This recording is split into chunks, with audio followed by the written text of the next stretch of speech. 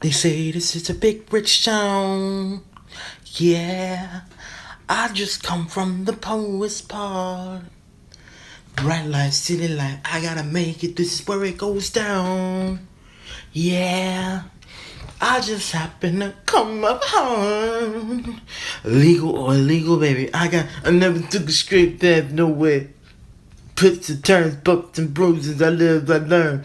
I'm the beautiful ray of the ain't bomb bounce. Do the ball of the rap. Learn to rap in the back. Fucking the man in the meantime. Go ahead and pump a pack. You're my inspiration.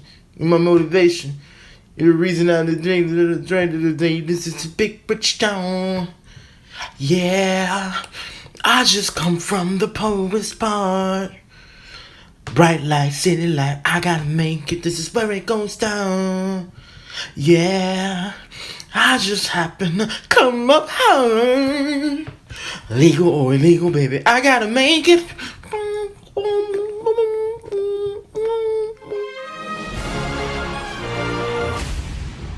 So I just watched episode 8 of season 4 of Power, and wow, does anybody tell the truth in this show anymore? Like I understand there's like some lying that's gonna happen, but god damn, like everybody, you just, as an audience member, you just like you power frustrations. As usual, I'm gonna start off the review spoiler free. I know what you're thinking. Why didn't I review last week's episode? Nothing happened. Be honest, last week, what really happened? Tasha got with the lawyer guy. James had an interview to make it seem like him and Tasha are still together. Tommy was still being crazy and he's going to possibly start a war with the Jimenez. That, I guess that was a big deal, but still, not much really happened. But this week, whoo, oh Lord, this week literally had you at the edge of your seat. Every frame, every scene had some form of lying, some form of betrayal, some form of seeds of betrayal. Like every scene, even the scene with Tommy's mom. Spoiler, I guess Tommy's mom is in this episode, but what do you expect? Oh yeah, last week we found out that Tommy's dad is the guy who was in prison with ghosts, which is literally the least surprising thing to ever happen on this show. Like, did anybody not see that coming when he wanted to talk to Tommy and he was a white guy? This episode had one of the most horrific scenes I've seen in Power since season 1. Like, nothing compares to this scene. That was horrific. I'll get into that when I get into the spoilers, but I'm just going to warn you. There's one scene that you're going to be like, damn, y'all. Oh, God. There's one story arc in this episode that I am more than waiting, more than ready to carry us into season 5, because this motherfucker has deserved to die for years as far as the seasons go. Because there are people out here who are fans of this character, but I'm sitting here like, this character is a lying motherfucker. I kind of sound like Tommy at that time. I'm like, that character's a lying motherfucker. We also got the end of a story arc that has been about, I want to say, 2 seasons in the making. We've been following this character for a while. That was a major death, because this character connects the universe from the cops to ghost side of the criminal empire. This is the one character that connects all of it. Hopefully that didn't spoil too much for you. We got people revving up their motorcycles or their trucks to compensate for small dicks. But we need to get into spoilers right now. Let's get into them. And 3, 2, 1, let's go!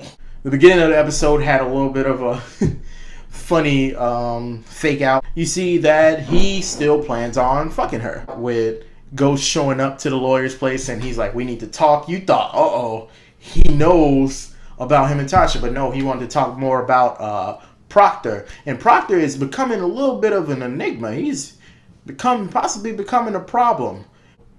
Remember that show, Montel? He looks like Montel. Look it up, you millennials. Beginning of this episode deals with the aftermath of Tommy possibly getting into a war with the Jimenez. We have Dre with his worries because he's kind of the reason that all this started, because his ass had to have Julio killed so he could become the distributor. And now the Jimenez are some very elusive, very mysterious characters. You don't know that much about them, all except that they're pretty violent. Most of Dre's arc in this episode is him trying to be the one to overthrow Tommy and Ghost. I don't know how this will play out. He has a plan, and he's going to be the one to overthrow them and deliver their whole organization to the Jimenez. It's one thing to deliver one person, Julio, but to deliver the whole organization? Yeah.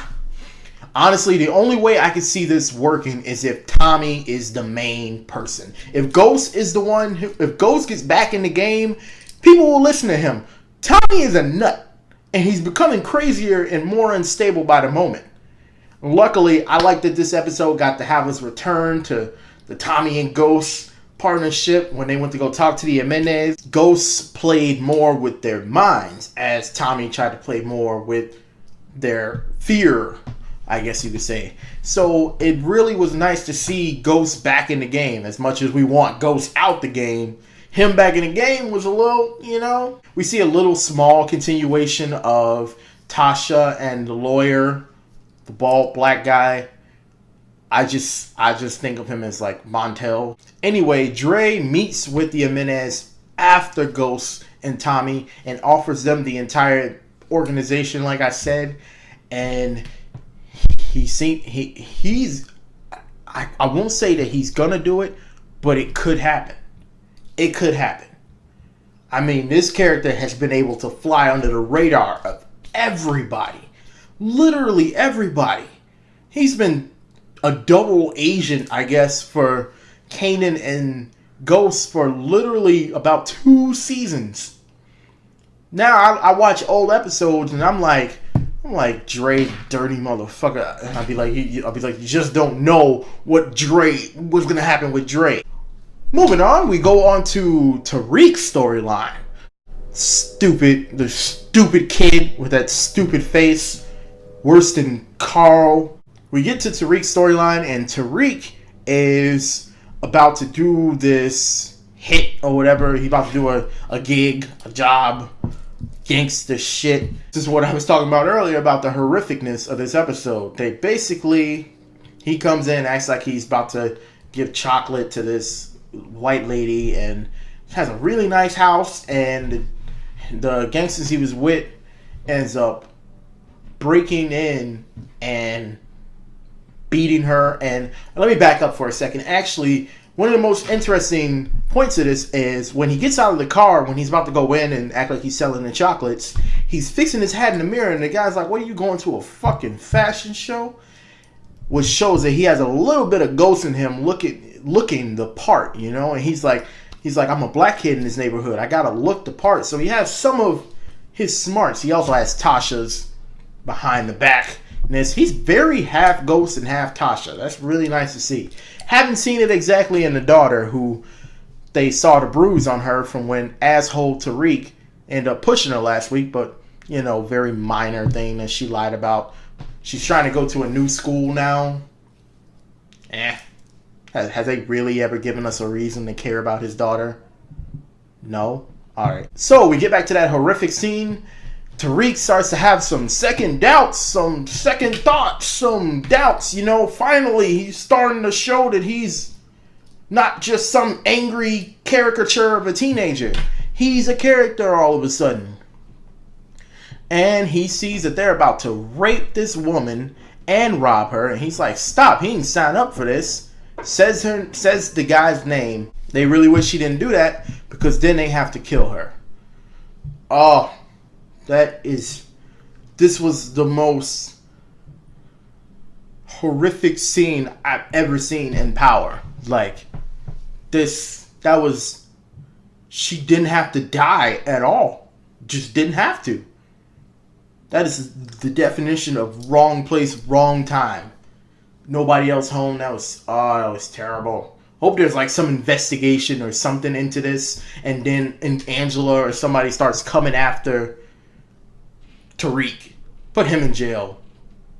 Piece of shit. I really hate Tariq. I don't know if anybody shares like my hatred for Tariq. Tariq and Dre, when they're just on screen, I'm just like, will somebody kill them?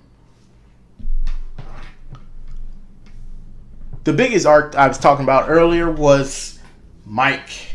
He's been around since, I want to say, season 2, possibly the beginning of season 3, when they were under new management and he was the new head of the justice place that they work at. So they finally caught him. Angela shoots him in the shoulder, and then he gets arrested. And Angela goes to Ghost's lawyer to tell him. A little interesting. I feel like Angela knew what would happen. She put those events into motion for Mike to die. Because she knows that Ghost's lawyer is going to go to Ghost. And Ghost, she know what Ghost does. Let's be honest. She know that Ghost was convicted for the one fucking crime that he didn't do. So, Mike is dead. And who kills him? Tommy's dad, or somebody who works for Tommy's dad. I don't think that was Tommy's dad. But man. And what happens? Angela leans down and said, that was for Greg. Man. What can I say? There's some lying motherfuckers in this show. Just deceitful, betraying, lying, dirty motherfuckers. I don't know anybody that ain't that in this show. Shoot, even the lawyer shaking hands with Ghost as he looks at Tasha like, I fucked you. And Tasha's like, I fucked him. To the end of the episode, all the suspicion that Proctor might have that evidence still, the laptop still, and he does. He has swore up and down that he did not keep that, but he did. What does that mean? Proctor gotta go.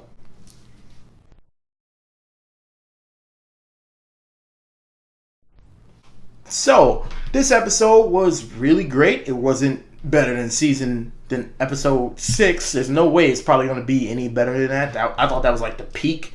But it's done, definitely closed the book on a lot of storylines, and are setting up a lot of new ones that are going to lead us into season 5. So I'm going to give this episode a 9 out of 10. Thanks for watching. This is Elon Rich. If you like this video or any of my videos, hit the like button, share on Facebook, subscribe to my channel, and most importantly, I want you to laugh. I'm Elon Rich, and I'll see you tomorrow or something like that. Now look at you walking in here looking all pretty and angry and mean and good. I know you didn't get your hair done so you can just sit down and just sit still. Hey, we trying to have a good time tonight. Let's go, baby.